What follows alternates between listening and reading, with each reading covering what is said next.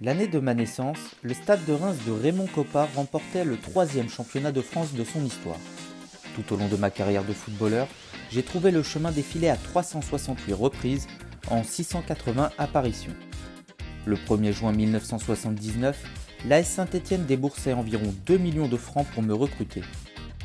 Au cours de mes 5 saisons passées en Italie, j'ai terminé 3 fois meilleur buteur du championnat. À l'issue de ma carrière de joueur, j'ai notamment occupé le poste de sélectionneur de l'équipe de France pendant 4 ans.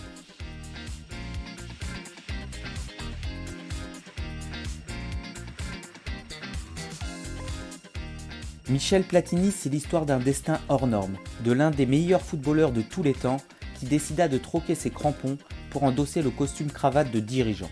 Légendaire numéro 10 de la Juventus Turin, le roi Michel demeure le seul Français à avoir décroché le Ballon d'Or à 3 reprises.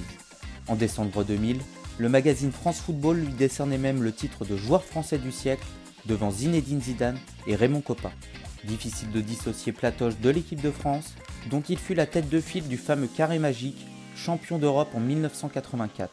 Homme de conviction et grand amoureux du jeu, il décide de plonger dans ce bassin de requins qu'est la politique et accède à la présidence de l'UEFA en 2007. Sali dans l'affaire du FIFA Gate et suspendu de toute activité liée au football jusqu'en octobre 2019, Platini joue désormais le rôle de conseiller personnel du patron de la FIFPro.